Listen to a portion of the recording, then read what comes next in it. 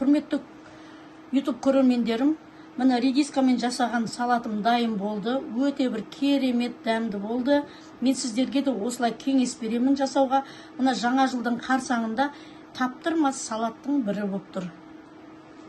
Мінекей YouTube көрермендерім, бұл салатқа не керек екенін тағы мына өздеріңіз көріп тұрғандай редисканы турап жатырмын. Бұны да соломка қылып турады. Бұл жерде де бұл салатта да. Мінекей қырыққабатымызда майдалап соломка қылып турап жатырмыз. Майдалап турап алуымыз керек.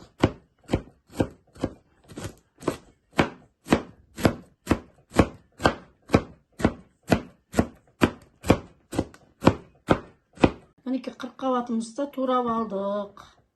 Жақсылап майдалап. Мінекей енді қиярымызды турап аламыз.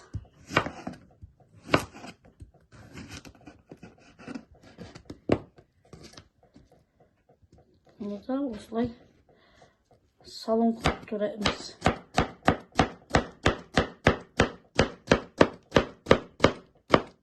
Көк пиязымызды турап жатырмыз.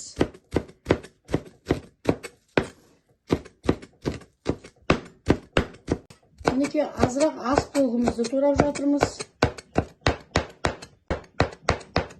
Мінекей азырақ ақ желкенімізді турап жатырмыз. Кішкене салаттарымызға кәдімгідей бұлардың бәрі, көкшөптің бәрі дәм береді.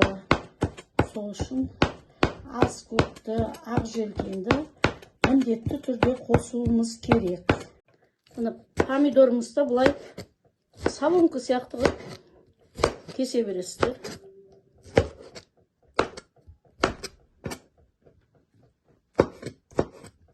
Мінекей жұмыртқамызды турап алдық.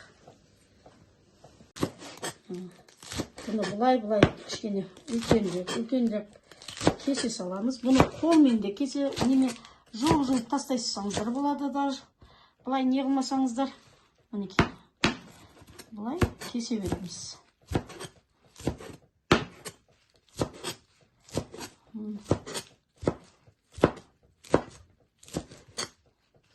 Ал енді салатымыздың бәрін турап алдық. Енді азырақ мына тұзымызды қосамыз. Сосын қара бұрышымыз. Сосын кейін сұйық майымыз. Сұйық май негізі оливковый май құйсаңыздар өте бір керемет болады. Оның үстіне ол білесіздер, оливковый май өте пайдалы.